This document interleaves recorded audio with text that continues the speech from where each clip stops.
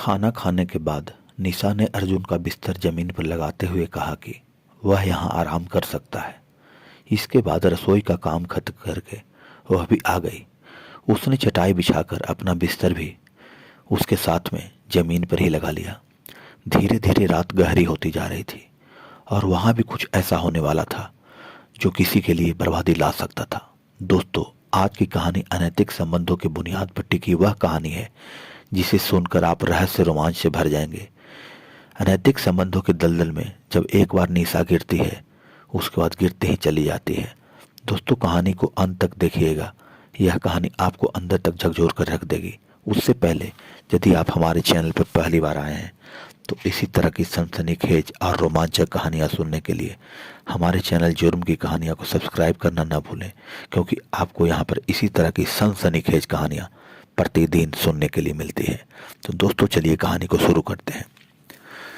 उत्तर प्रदेश के बदायूं शहर के सिविल लाइंस इलाके में एक स्कूल है, होली चाइल्ड।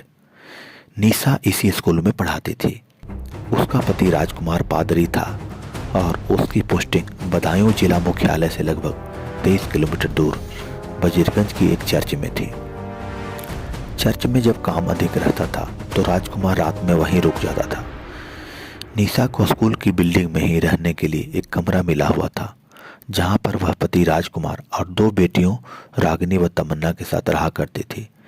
राजकुमार और निशा की मुलाकात लखनऊ में पादरी के काम की ट्रेनिंग के दौरान हुई थी, जो कि VCCI संस्था द्वारा अपने धर्म प्रचारकों को दी जाती है।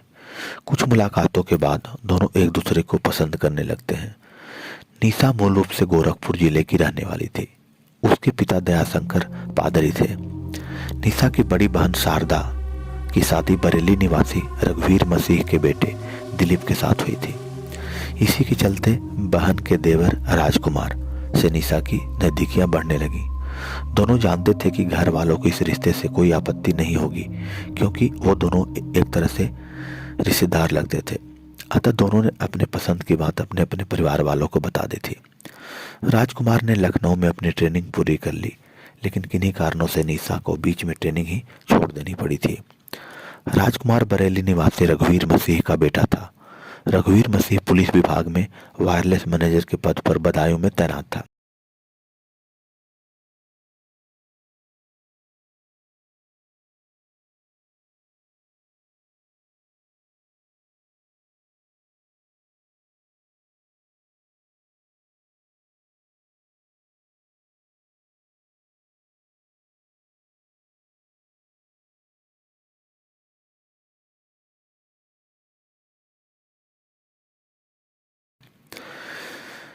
वर्ष 2014 में पारिवारिक सहमति से राजकुमार और निशा की शादी हो जाती है।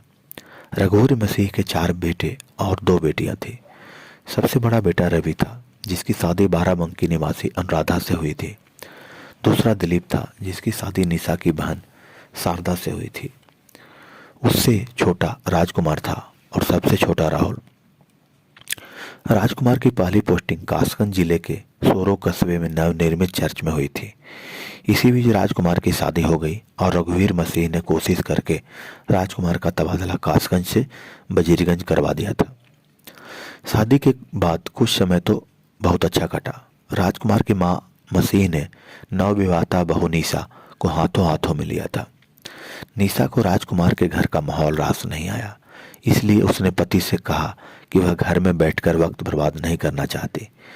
निशा इंटरमीडिएट पास थी और उसकी अंग्रेजी भाषा पर अच्छी पकड़ थी। वह सोचती थी कि किसी भी इंग्लिश स्कूल में उसकी नौकरी मिल सकती है। नौकरी करने वाली बात निशा ने अपने पति और सास ससुर से भी बताई। उन्हें इस पर कोई ऐतराज नहीं हुआ था। निशा को नौकरी करने की इजाज़त मिल चुकी थी और थोड़ा प्रयास करने के बाद निशा को होली चाइल्ड स्कूल में नौकरी मिल गई। बाद में निशा 2 बेटियों रागिनी और तमन्ना की माँ बन गई थी। अब उनका छोटा सा खुशहाल परिवार था, जिसमें पति पत्नी और 2 बेटियां थे। वे स्कूल परिसर में स्थित कमरे में रहते थे। राजकुमार और निशा का दाम्पत्य जीवन काफी सुखद था। किन्हीं खास मौकों पर वे लोग बरेली चले जाते थे।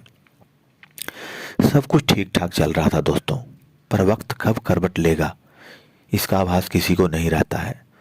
स्कूल की नौकरी करते करते निशा को लगने लगा था कि राजकुमार से शादी करना उसके जीवन की सबसे बड़ी भूल थी। वह अच्छा खासा कमा लेती है। अगर उसने शादी की जल्दबाजी नहीं की होती तो उसे कोई पढ़ा लिखा अच्छा पति मिलता और वह ऐश आराम की जिंदगी जीती। ऐसे विचार मन में आते ही उसका दिल बेचैन होने लगा। जितना उसे मिला था उससे उसे संतोष नहीं था। उसकी कुछ ज़्यादा पाने की चाहत बढ़ चुकी थी। कहते हैं कि अक्सर ज़्यादा पाने की चाहत में लोग बहुत कुछ राह साह भी गंवा देते हैं। निशा का भी यही हाल होने वाला था दोस्तों। अब धीरे धीरे राजकुमार और निशा के जीवन में लड़ाई झगड़े बढ़ने लगे थे। निशा छोटी छोटी बातों को लेकर के राजकुमार में कमी निकालना शुरू कर दी थी। उससे झगड़ा करने की कोशिश करती थी। सीधे साधे राजकुमार को हैरानी हो रही थी कि निशा को आखिर क्या हो गया है। एक दिन निशा ने कहा, तुम क्या थोड़ी और पढ़ाई लिखाई नहीं कर सकते थे? कम से कम मेरी तरह इंटर पास तो कर लेते। पढ़े लिखे होते तो तुम्हारा दिमाग भी खुल जाता। उसका राजकुमार जवाब देता है, मैं ज़्यादा पढ़ा लिखा न सही पर अपने काम में तो परफेक्ट हूँ। लोगों को अपने धर्म का ज्ञान बेहतर तरीके से देता हूँ। हालांकि मैं केवल हाई स्कूल पास हूँ, लेकिन मैंने यह ठान लिया है कि अपनी बेटियों को खूब पढ़ाऊंगा। राजकुमार ने बोला, बेटियों की फिक्र तुम छोड़ दो, यह सब मुझे सोचना है कि उनके लिए क्या करना है। निशा ने पति की बात काटते हुए कहा। राजकुमार तर्क करके बात बढ़ाना नहीं चाहता था, इसलिए वह पत्नी के पास से उठ गया। दोनों बेटियों को साथ लेकर वह यह सोच कर के घर से बाहर निकल गया कि थोड़ी देर में निशा का गुस्सा शांत हो जाएगा। थोड़ी देर बाद जब वह घर पहुंचा तो निशा नॉर्मल हो चुकी थी। राजकुमार ने राहत की सांस ली। निशा ने राजकुमार का खाना लगा दिया। तभी स्कूल का चपरासी 20 साल का अर्जुन आया और वह निशा को चाबियां देते हुए बोला, मैडम, मैंने बाकी ताले बंद कर दिए हैं, आप केवल बाहरी गेट का ताला लगा लेना, मैं घर जा रहा हूँ। अर्जुन बैठो, चाय पीकर जाना, निशा ने कहा। निशा के कई बार कहने पर अर्जुन कुर्सी पर बैठ जाता है। अर्जुन बाबा कॉलोनी निवासी उमेंद्र सिंह का बेटा था। वह स्कूल में चपरासी था जहाँ पे निशा पढ़ाती थी, और उसका छोटा भाई किरनेश स्कूल के प्रिंसिपल के घर का नौकर था। कुछ देर में निशा चाय बनाकर ले आती है। चाय पीकर अर्जुन चला जाता है, लेकिन राजकुमार के दिल में कुछ खटकने लगता है दोस्तों। उसने निशा और अर्जुन के व्यवहार से यह महसूस किया कि उन दोनों के बीच में कुछ न कुछ गहराइयाँ हैं, नज़दीकियाँ हैं। उसके बाद राजकुमार निशा से कहता है, मुझे इस अर्जुन की आदतें कुछ अच्छी नहीं लगती हैं। वैसे भी यह स्कूल का चपरासी है और तुम टीचर, तुम्हें अपने स्टैंडर्ड का तो ख्याल रखना चाहिए। निशा ने गुस्सा होते हुए कहा, मैंने ऐसा क्या कर दिया जो तुम मेरे स्टैंडर्ड को ही कुरेदने लगे हो? राजकुमार ने कोई जवाब नहीं दिया। वह बात को बढ़ाना नहीं चाहती थी, लेकिन उस दिन के बाद निशा का ध्यान अर्जुन पर टिक गया। जब वह अकेली होती तो अचानक अर्जुन उसके जहन में आ जाता था। कुछ दिनों के बाद राजकुमार की तबीयत खराब हो गई दोस्तों। वह कभी कभी 2 दिन के लिए चर्च में ही रुक जाता था और बदायूं नहीं आ पाता था। इस अकेलेपन ने निशा को गुमराह कर दिया। अर्जुन एक स्वस्थ और स्मार्ट युवक था। वैसे भी निशा के साथ वह घुलने मिलने लगा था। अब राजकुमार की गैर मौजूदगी में वह निशा के कमरे में आ जाता और उसकी बेटियों के लिए खाने पीने की चीज़ें ले आता था। कुल मिलाकर दोस्तों, अर्जुन भी निशा के लिए दाने डाल रहा था। निशा के मन में अर्जुन अपनी जगह बनाने लगा था। निशा भी अर्जुन के बारे में सोचती रहती थी। वह उसकी मजबूत बाहों में समाने के लिए बेताब रहने लगी। अर्जुन निशा को चाहता तो था, लेकिन निशा के पति की वजह से वह पहल करने की हिम्मत नहीं जुटा पा रहा था। कहा जाता है कि फिसलन की ओर बढ़ने वाले कदम आसानी से दलदल तक पहुंच जाते हैं। यही निशा के साथ हुआ। एक दिन शाम को निशा के पास राजकुमार का फोन आया। उसने कहा कि वह आज रात को घर नहीं आ पाएगा। इस फोन कॉल ने निशा के दिल में हलचल मचा दी। उसके दिल की धड़कनें बढ़ गई। निशा के दिमाग में अर्जुन घूम रहा था। उसने कमरे से बाहर निकलकर देखा तो उस समय अर्जुन स्कूल के अपने काम निपटाकर घर जाने की तैयारी कर रहा था। तभी निशा ने उसे आवाज़ देकर बुलाया, अर्जुन तुम मेरे कमरे में आओ, कुछ बात करनी है। अर्जुन कमरे में आ गया। निशा उसके लिए चाय बनाकर ले आई। निशा ने चाय का प्याला उसके बढ़ाते हुए कहा, अर्जुन आज रात राजकुमार घर नहीं आएगा, लेकिन अकेले मुझे डर लगेगा। तुम आज रात यहीं रुक जाओ, जिससे मेरा भी मन लगा रहेगा। अर्जुन ने गहरी नज़र से निशा को देखा। उसे निशा का अंदाज कुछ अजीब सा लगा। उसकी चुप्पी देखकर निशा ने पूछा, कुछ परेशानी है क्या? नहीं मैडम, ऐसी कोई बात नहीं है। मैं सोच रहा हूँ कि अगर साहब को पता चला तो पता नहीं वो मेरे बारे में क्या सोचेंगे। वह वैसे भी मुझे पसंद नहीं करते हैं। तुम उनकी चिंता मत करो, मैं तुम्हें पसंद करती हूँ ना, निशा ने मुस्कुराते हुए कहा। तो अर्जुन की भावनाओं में जैसे तूफान उठने लगा। उसने उसी समय जेब से मोबाइल निकाला और घर फोन करके बता दिया कि स्कूल में कुछ काम होने की वजह से वो आज घर नहीं आ पाएगा। इसके बाद अर्जुन उसके कमरे में बैठ गया। निशा ने खाना बनाने की तैयारी शुरू कर दी। तब तक अर्जुन उसके दोनों बच्चों के साथ खेलने लगा। खाना बनाने के बाद निशा अपना और अर्जुन का खाना लगा लेती है। खाना खाते खाते अर्जुन उसकी खाने की तारीफ करते हुए बोलता है, मैडम आप खाना बहुत अच्छा बनाती हैं। खाना बनाना ही नहीं, मैं बहुत से काम बहुत अच्छे से करती हूँ, कहकर निशा हंसने लगती है। फिर उसने एक प्रश्न किया, अर्जुन तुमने अभी तक शादी क्यों नहीं की? अर्जुन निशा को गौर से देखते हुए बोला, रिश्ते तो कई आए थे मैडम, लेकिन जब से आपको देखा है मेरा इरादा बदल गया है। क्या मतलब? निशा ने चौंकते हुए कहा, मतलब यह कि मुझे आप जैसी स्मार्ट जीवन साथी की जरूरत है। अर्जुन की बात सुनकर निशा मन ही मन खुश हुई कि इसका मतलब वह उसे पहले से ही चाहती है। निशा कुछ नहीं बोली बल्कि मुस्कुराने लगी। खाना खाते हुए दोनों इसी तरह की बातें करते रहे। खाना खाने के बाद निशा ने अर्जुन का बिस्तर जमीन पर लगाते हुए कहा कि वह यहाँ आराम कर सकता है।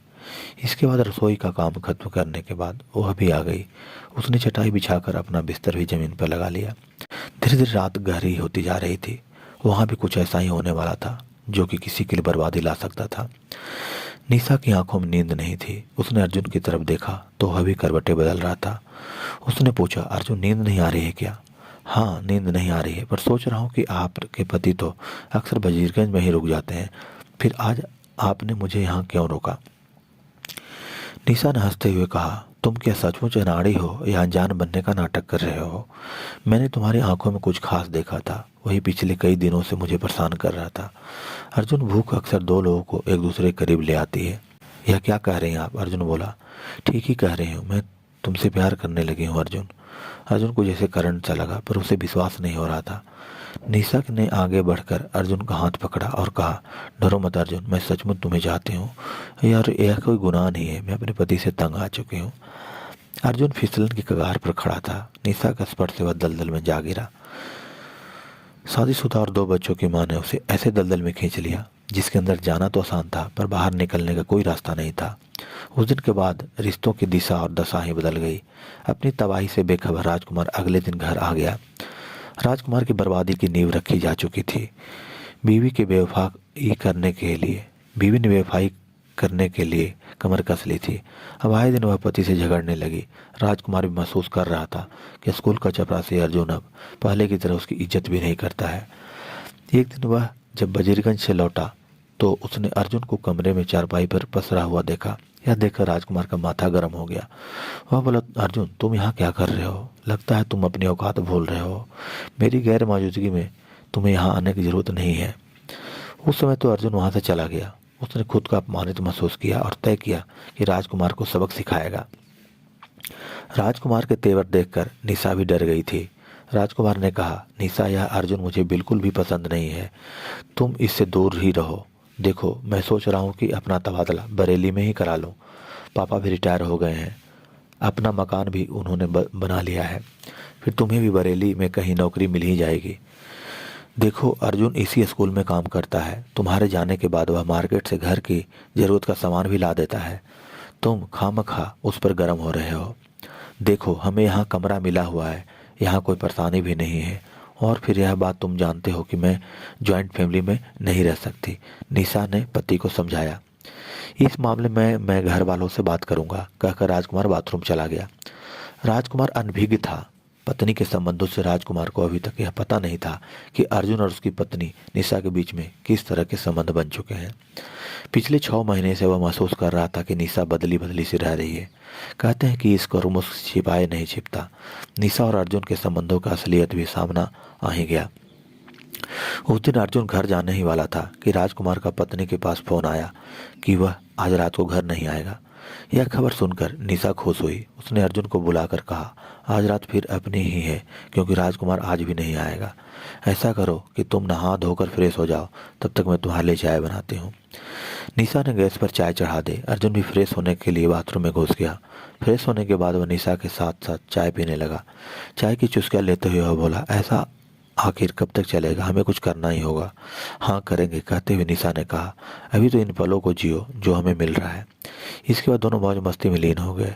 अर्जुन इस बात से बेखबर था कि उसने बाहर के गेट बंद नहीं किया था। तभी अचानक दबे पांव राजकुमार वहां आ गया। बीवी को अर्जुन की बाहों में देखकर वह आग बबूला हो गया। उसने अर्जुन की टांग पकड़कर खींची और उसे कई तमाचे झड़ दिए। किसी तरह अर्जुन उसके चंगुल से निकलकर भाग गया। तभी राजकुमार ने कहा कि वह इसकी शिकायत स्कूल से करेगा। अर्जुन के चले जाने के बाद राजकुमार ने निशा को जमकर लताड़ा। निशा उसके पैरों में गिरकर अपनी गलती की माफी मांगने लगी, पर राजकुमार के तेवर सख्त थे। उसने कह दिया कि अब यहाँ हम नहीं रहेंगे। राजकुमार ने पिता को फोन करके सारी बातें बता दी और कहा कि अब हम बरेली के नेकपुर स्थित अपने घर में ही रहेंगे। पति का फैसला सुनकर निशा परेशान हो गई। वह किसी भी हालत में बदायूं को छोड़ना नहीं चाहते थे, अतः उसने तय कर लिया कि वह पति नाम के इस कांटे को अपनी जिंदगी से उखाड़ फेंकेगी। अगले दिन राजकुमार वजीरगंज चला गया। निशा ने मौका मिलते ही अर्जुन को एकांत में बुलाकर कहा, अगर मुझे चाहते हो तो तुम्हें राजकुमार को रास्ते से हटाना होगा। अर्जुन का दिल तेजी से धड़कने लगा, क्योंकि ऐसा तो उसने कभी सोचा ही नहीं था। उसे चुप देखकर निशा बोली, हाँ मैं ठीक कह रही हूँ। आज राजकुमार जब घर आएगा तो तुम घर आकर उसे अपनी गलती की माफी मांगना और उसका विश्वास जीतना। इसके आगे क्या करना है मैं बाद में बता दूंगी। अर्जुन ने ऐसा ही किया। राजकुमार के घर पहुंचा तो अर्जुन उसके घर चला गया। उसे देखते ही राजकुमार उस पर भड़का तो अर्जुन ने उससे अपनी गलती पर अफसोस जताते हुए माफी मांग ली। सीधे साधे राजकुमार ने उसे माफ कर दिया, पर अर्जुन के दिल में राजकुमार के प्रति क्या था यह बात राजकुमार नहीं जानता था। राजकुमार मौत की दस्तक को सुन नहीं पाया था। तारीख थी 15 जून 2019। अपनी योजना के मुताबिक अर्जुन अपनी बाइक पर आया। उसने राजकुमार से कहा, चलिए मछली लेने चलते हैं। राजकुमार भी माहौल का तनाव कम करना चाहता था। वह अर्जुन को माफ कर चुका था। साजिश से अनजान राजकुमार अर्जुन के साथ बाइक पर बैठ गया। अर्जुन बाइक को इधर उधर घुमाता रहा, फिर बाइक मझिया गांव के सुनसान इलाके में ले गया और बोला, अब आप बाइक चलाओ, मैं पीछे बैठता हूँ। राजकुमार ने ड्राइविंग सीट संभाली। दोनों सरकी रेलवे स्टेशन से कुछ ही दूरी पर पहुंचे थे कि बाइक पर पीछे बैठे अर्जुन ने जेब से तमंचा निकाला और राजकुमार के सिर में गोली मार दी। राजकुमार का बैलेंस बिगड़ा और वह बाइक समेत जमीन पर गिर गया। राजकुमार खून से लथपथ था। अब योजना के मुताबिक राजकुमार को रेलवे ट्रैक पर डालना था ताकि उसकी मौत एक्सीडेंट लगे। अर्जुन चाहता था कि ट्रेन एक्सीडेंट समझा जाए। खून से लथपथ राजकुमार को अर्जुन ने रेलवे ट्रैक पर डाल दिया। उसके कपड़े भी खून से लथपथ थे। रेलवे लाइन पर पड़ा राजकुमार तड़प रहा था। वह अभी भी जिंदा था, पर अर्जुन ने सोचा था हो नहीं सका। कासगंज से बरेली जाने वाली ट्रेन तब तक गुजर चुकी थी। अब सुबह 5 बजे से पहले वहां कोई गाड़ी भी नहीं आने वाली थी। अर्जुन ने बाइक स्टार्ट किया और घर आ गया। उसने खून से सने कपड़े उतारे। कपड़ों पर लगा खून देखकर घर वाले सन्न रह गए। उन्होंने अर्जुन से जब सख्ती से पूछताछ की तो पता चला कि अर्जुन ने राजकुमार का कत्ल कर दिया है। अर्जुन ने अपने कपड़े धो डाले और घर वालों से सख्त लहजे में कहा कि कोई भी अपना मुंह नहीं खोलेगा। उसने निशा को काम हो जाने की खबर फोन पर दे दी। रात जैसे तैसे गुजर गई। सुबह मॉर्निंग वॉक पर निकले लोगों ने रेलवे ट्रैक पर लाश देखी तो किसी ने इसकी सूचना रेलवे पुलिस को दे दी। पुलिस वहां आ गई और लोगों के साथ लाश की शिनाख्त कराने की कोशिश की, पर उसकी शिनाख्त नहीं हो पाई थी। सिविल लाइंस थाने की पुलिस भी वहां पहुंच गई। उधर राजकुमार को 15 जून को बरेली जाना था। यह बात उसने फ़ोन करके अपने पिता रघुवीर को बता दी थी, लेकिन वह रात में घर नहीं पहुंचा तो घर वाले परेशान हो गए। इधर थाना सिविल लाइंस के थाना प्रभारी ओपी गौतम, सीओ रावेंद्र सिंह राठौर और एसपी सिटी जितेंद्र कुमार श्रीवास्तव भी मौके पर पहुंच गए थे। फॉरेंसिक टीम भी मौके पर पहुंच गई थी। जांच में पुलिस ने मृतक की जेब से 100 रुपये का नोट और एक पर्ची मिली थी। पुलिस ने जरूरी कार्रवाई करके लाश पोस्टमार्टम के लिए भिजवा दी। 17 जून को लाश का फोटो अखबारों में छपा तो रघुवीर के एक रिश्तेदार जेपी मसीह ने उन्हें फ़ोन करके पूछा कि राजकुमार कहाँ है। रघुवीर ने कहा कि राजकुमार को बरेली आना था पर आया नहीं है। सब जगह फ़ोन कर लिया पर उसे को कुछ पता नहीं चला। तब जेपी मसीह अखबार लेकर रघुवीर के घर पहुंच गए और उन्होंने अखबार दिखाया। अखबार में अपने बेटे की लाश का फोटो देखकर रघुवीर की आंखों से आंसू निकल आए। वह परेशान हो गए। तभी उनके पास पुलिस कंट्रोल रूम से फ़ोन आ गया। रघुवीर अपने रिश्तेदारों के साथ पोस्टमार्टम हाउस पहुंच गए और लाश की शिनाख्त बेटे राजकुमार के रूप में कर दी। निशा भी किसी से खबर पाकर घड़ियाली आंसू बहाती हुई पोस्टमार्टम हाउस पहुंच गई। वह वहां इस तरह से रो रही थी जैसे उसका सब कुछ लूट गया हो। पोस्टमार्टम के बाद लाश बरेली लाकर उसका अंतिम संस्कार कर दिया गया। निशा के हाव भाव देखकर रघुवीर भी समझ गए थे कि कुछ न कुछ गड़बड़ है। उन्हें शक था कि उनके बेटों की हत्या निशा ने कराई होगी, क्योंकि उसे रंगे हाथ पकड़ने पर राजकुमार ने उसकी शिकायत अपने पिता से कर दी थी।